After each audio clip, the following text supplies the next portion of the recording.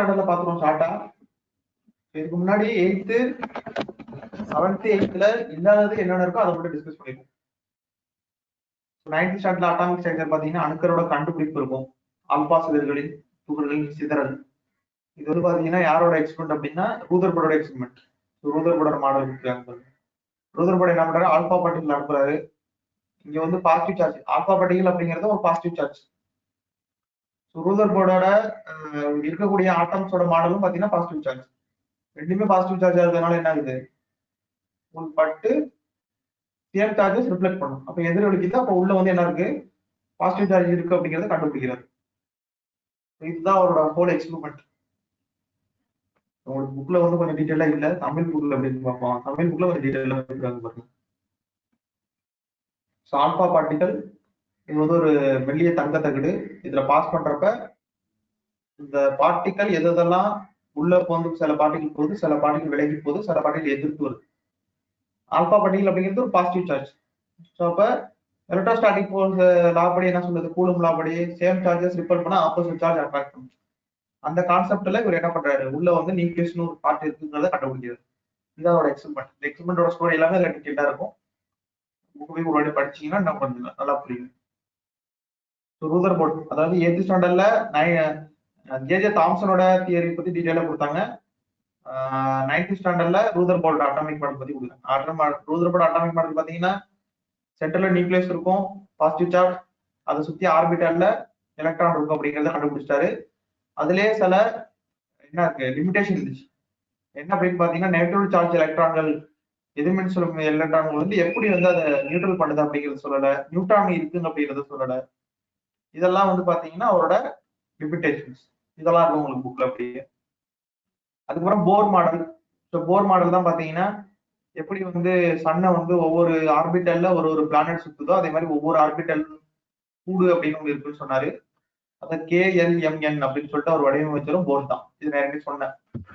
So அதோட limitation என்னென்ன அப்படிங்கறது அதுல இருக்கும்.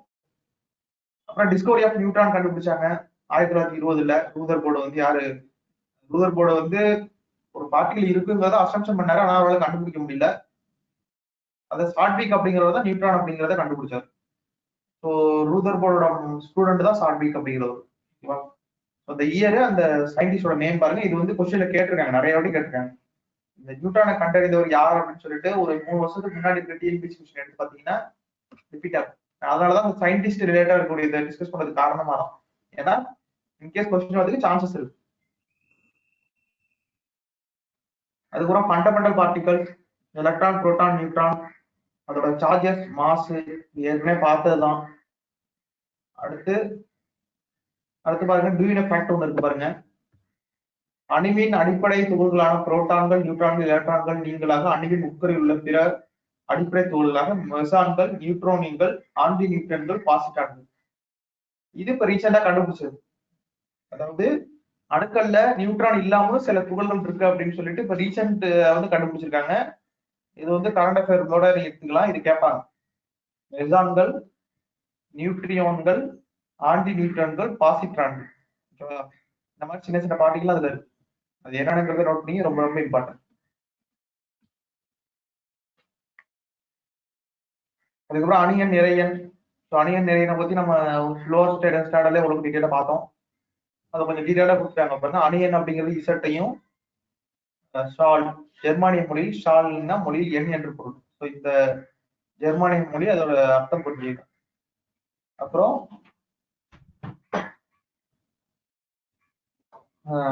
அணியன் நடலாம். ஏ அப்படிங்கிறது பாத்தீங்கன்னா நிறையன். ஜெர்மானிய மொழியில் மாஸ்னல்ஸ் அப்படின்னா குறியீட்டு பதிலாக ஏசிஎஸ் என்ற வழிமுறை அட்மின்.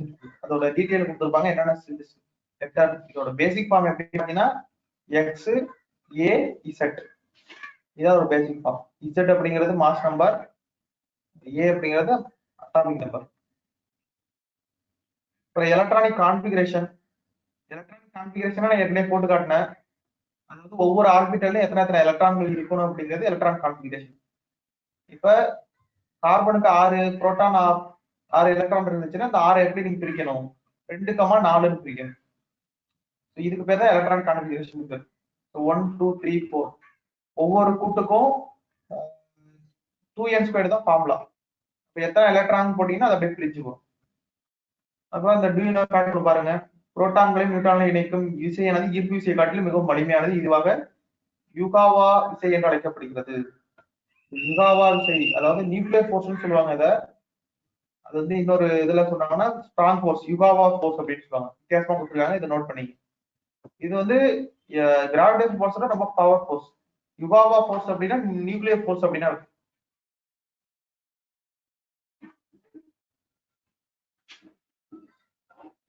Last slide.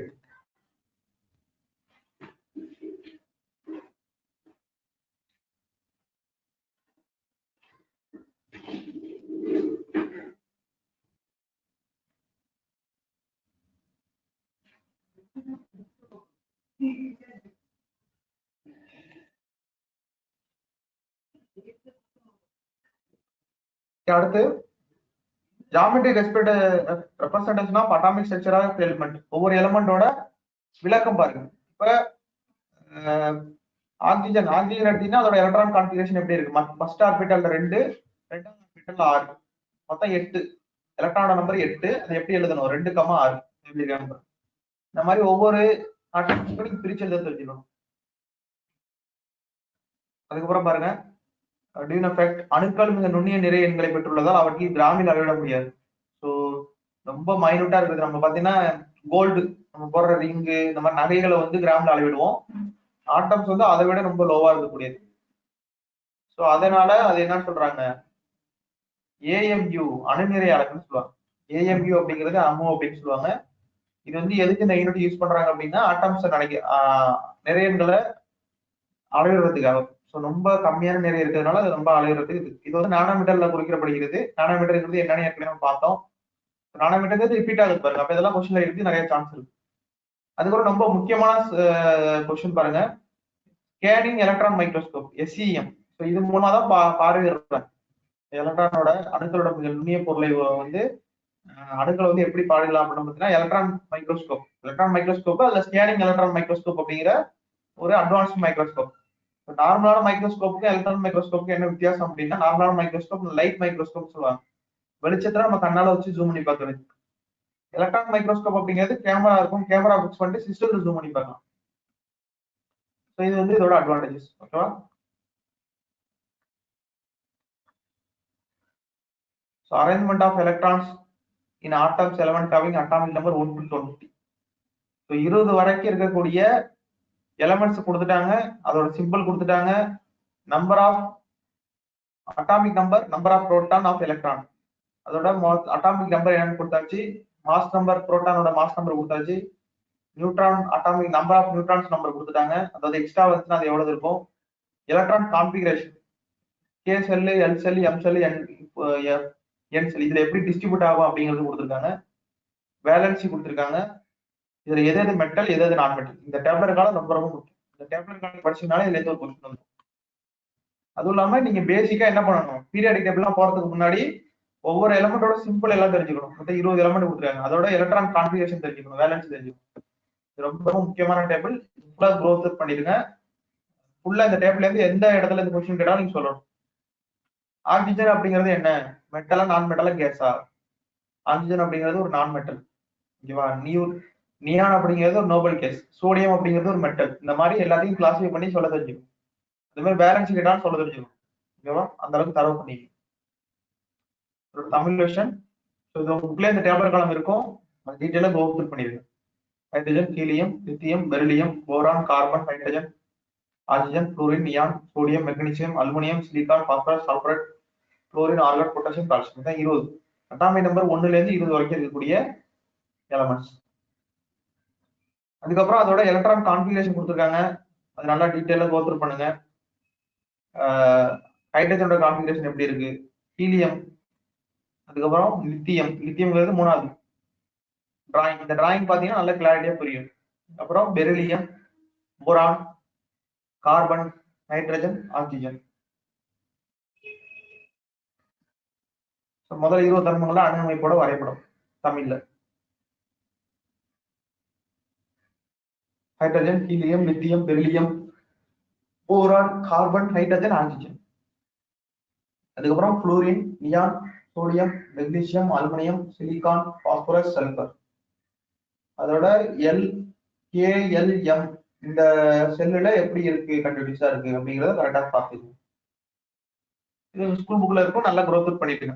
இந்த டேபிளர் காலம், இந்த டிராயிங் இதை வச்சு நல்லா ஸ்டடி பண்ணுங்க. இந்த அட்டாமிக் ஸ்ட்ரக்சர் இன்னைக்கு பார்த்த டாபிக்ல இதுதான் ரொம்ப முக்கியமா நீங்க டைம் ஸ்பெண்ட் பண்ற இடமா இருக்கும். இதை பேசிக் நல்லா தரவு பண்ணிட்டீங்கன்னா அடுத்தடுத்த கிளாஸ் போறப்ப உங்களுக்கு ஈஸியா இருக்கும். எலமெண்ட்ஸ் காம்பவுண்ட்ஸ் பார்க்கறோம், பீரியாடிக் டேபிள்லாம் ஈஸியா கிளாஸிஃபை பண்ணிடலாம் நீங்களே. Chlorine, neon, sodium, magnesium, aluminium, silicon, phosphorus, sulphur, இதெல்லாம் வந்து அதோட தமிழ் விஷயம். அப்புறம் லாஸ்டா பாத்தீங்கன்னா குளோரின், ஆர்கான், பொட்டாசியம், கால்சியம், அதான் 20 எலமெண்டோட எலக்ட்ரான் கான்ஃபிகரேஷன் 2,8,8,2. அப்ப அதோட வேலன்ஸ் 2. ஓகேவா? Chlorine, argon, potassium, calcium. அதுக்கப்புறம் ஐசோடாப், ஐசோபார், ஐசோடோப். இது ஏற்கனவே பாத்தீங்கன்னா உங்களோட லோயர் ஸ்டடி, அதாவது 8th ஸ்டாண்டர்ட்ல நம்ம டீட்டெயிலா பார்த்தோம். இது உங்களுக்கு கொஞ்சம் டெப்தா கொடுத்துருப்பாங்க, டீட்டெயிலா பிக்சரல் டிராயிங் எல்லாம் நிறைய கொடுத்துருப்பாங்க. ஸோ அதை அப்படியே ரெஃபர் பண்ணிட்டீங்கன்னா உங்களுக்கு ஈஸியா இருக்கும். Isobar, isotone. ஐசோடோன் அப்படிங்கிறது நம்ம பார்க்கல. ஐசோடோன் அப்படிங்கிறது நம்பர் ஆஃப் நியூட்ரான் வந்து ஈக்குவலா இருக்கும். நம்பர் ஆஃப் நியூட்ரான் எப்படி கண்டுபிடிக்கிறது? நம்மள இப்ப கார்பன் இருக்கா, கார்பனோட நியூட்ரான் கண்டுபிடிக்கணும் என்ன பண்ணுவீங்க? 12, அதாவது mass number minus atomic number. இதான் ஃபார்முலா. ஸோ 12 மைனஸ் 6 போட்டோம்னா என்ன வரும்? 6 வருதா? அதே மாதிரி போரானோட நியூட்ரான் கண்டுபிடிக்கணும் என்ன பண்ணும்? Mass number minus atomic number. இதோட 11 5 போக 6. அப்ப ரெண்டோட அட்டாமிக் நம்பர் சேமா வரும். சரி, அதாவது நியூட்ரானோட நம்பர் சேமா வருது. அப்ப நியூட்ரானோட நம்பர் சேமா இருந்துச்சுன்னா அதுக்கு பேர் ஐசோடோன்னு சொல்லுவாங்க. ஐசோடோப் அப்படின்னா சேம் எலமெண்ட், மாஸ் நம்பர் டிஃபரெண்டா இருக்கும், அட்டாமிக் நம்பர் சேமா இருக்கும். ஐசோபார்னா மாஸ் நம்பர் சேமா இருக்கும், அட்டாமிக் நம்பர் டிஃபரெண்டா இருக்கும், டிஃபரெண்ட் எலமெண்ட். ஐசோடோன்னா டிஃபரெண்ட் எலமெண்ட், அதே மாதிரி டிஃபரெண்ட் எலமெண்ட் தான், நம்பர் ஆஃப் நியூட்ரான் வந்து சேமா இருக்கும். ஓகேவா? ஸோ அதுக்கப்புறம் பாத்தீங்கன்னா கெமிக்கல் காம்பினேஷன் அப்படின்னு சொல்லிட்டு கொடுத்துருப்பாங்க. வேதிவியல் சேர்க்கை விதிகள், பெருக்கல் விகித விதி, தலைகள் விதி. ஸோ ஒவ்வொரு பார்ட்டிகளும் எப்படி வந்து காம்பினேட் ஆகுது, எந்த பங்கு அப்படின்னு சொல்லுவாங்க, ஒரு பங்கு. இப்போ வந்து பாத்தீங்கன்னா ஹைட்ரஜன் இருக்கு, இங்க ஆக்சிஜன் இருக்கு, இது ரெண்டும் சேர்ந்து என்ன ஆகுது? கார்பன் டை ஆக்சைடு, அது H2O ஃபார்ம் ஆகுது. அதே மாதிரி CO2, ஹைட்ரஜனும் கார்பனும் ஆக்சிஜனும் சேர்ந்து CO2 ஃபார்ம் ஆகுது. அப்புறம் 4 ஹைட்ரஜன் சேர்ந்து கார்பனோட சேர்ந்து மீத்தேன் ஃபார்ம் ஆகுது. இதோட ப்ரொபோர்ஷன் பாத்தீங்கன்னா ஒவ்வொரு ஆட்டம்ஸ், அதாவது ஒரு அட்டாமிக் வெயிட் பாத்தீங்கன்னா கார்பனுக்கு 12 தான் இருக்கும், அதே மாதிரி ஆக்சிஜனுக்கு 16, ஹைட்ரஜனுக்கு 1 தான். இப்ப இங்க 2 ஹைட்ரஜன் சமதான டபுள் ஆகுது, 4 ஹைட்ரஜன் 4 ஆகுது. ஓகேவா? சோ இந்த இப்ப 4 அதை நீங்க சேர்த்து படிக்கிறப்ப இங்க 12 ஆயிடும். இது எப்படி இது சேருது அப்படிங்கறத அதோட கான்செப்ட். இதை டீட்டெயிலாவே நீங்க 10th ஸ்டாண்டர்ட்ல பாப்பீங்களாவே.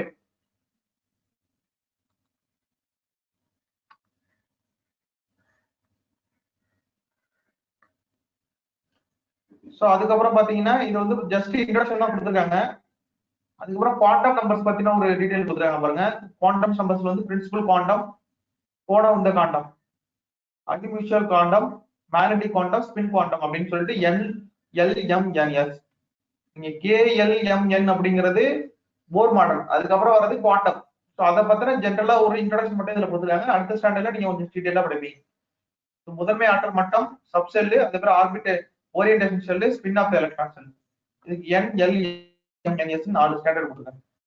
அப்ப இந்த காம்பினேஷன் ஆஃப் கெமிக்கல் காம்பினேஷனும் இந்த குவாண்டம் நம்பர் இதுல கொஞ்சம் ஜஸ்ட் இன்ட்ரோடக்ஷன் கொடுத்துருக்காங்க. நீங்க கெமிக்கல் காம்பினேஷன் பாக்குறப்ப கொஞ்சம் டீடைலா படிப்பீங்க, கெமிக்கல் பாண்டிங்லாம் படிக்கிற மாதிரி. ஸோ குவாண்டம் நம்பர்ஸ் பாத்தீங்கன்னா 6th to 10th இந்த அளவுக்கு பேசிக்ஸ் லெவல்ல தெரிஞ்சா போதும், ரொம்ப ஹையர் லெவல்ல தெரியாது, உங்களுக்கு தெரிஞ்சுக்கணும் அவசியம் கிடையாது. அது கெமிஸ்ட்ரியில ஃபர்தரா படிக்கிறவங்களுக்கு, ஹையர் ஸ்டடிஸ் போறவங்களுக்கு கொஞ்சம் டீடைலா படிப்பாங்க. நமக்கு ஆட்டம்ஸ் அப்படிங்கிறது டாபிக்ல கிடையாது சிலபஸ்ல, எலமெண்ட்ஸ் காம்பவுண்ட்ஸ் தான் டாபிக். அதோட பேஸ்மெண்ட்டுக்கு நம்ம ஆட்டம்ஸ் கொஞ்சம் தெரிஞ்சாதான் அதை நம்ம என்ன பண்ண முடியும், எலமெண்ட்ஸ் காம்பவுண்ட்ஸ் புரிஞ்சுக்க முடியுங்கிறதுனால தான் பாக்குறோம். ஆனா இந்த லெவலுக்கு தெரிஞ்சுக்கிட்டீங்கனாலே போதும். ஸோ இதெல்லாம் நமக்கு 10th ஸ்டாண்டர்ட் இருக்கு, இதோட 9th ஸ்டாண்டர்ட் முடியுது. 10th ஸ்டாண்டர்ட்ல இதோட கொஞ்சம் அட்வான்ஸ்டா இருக்கும். ஸோ இது வரைக்கும் பாத்தீங்கன்னா மொத்தம் 3 யூனிட் பார்த்திருக்கோம் ஆட்டம்ஸ்ல, 7th 8th 9th. இது 3ஐயும் இந்த வீக்ல டாஸ்கா வச்சுங்க. நெக்ஸ்ட் கிளாஸ் வரதுக்குள்ள இந்த 3 யூனிட்டையும் முடிச்சிருங்க. அடுத்த கிளாஸ்ல இதை ஃபர்தரா கண்டினியூ பண்ணுவோம். ஓகேவா? ஸோ ப்ராப்பரா வீட்ல டைம் வேஸ்ட் பண்ணாம படிங்க. கொடுத்த டாஸ்க்கை அப்பப்போ கம்ப்ளீட் பண்ணிட்டே வந்துருங்க. ப்ராப்பரா நோட்ஸ் எடுத்து. Okay student? ஸோ இந்த கிளாஸ் உங்களுக்கு யூஸ்ஃபுல்லா இருக்குன்னு நினைக்கிறேன். ஸோ இதே மாதிரி நெக்ஸ்ட் ஸ்டடி பேட்ச்ல நம்ம கிளாஸ்ல சந்திப்போம். தேங்க்யூ ஃபார் வாட்சிங். Thank you student.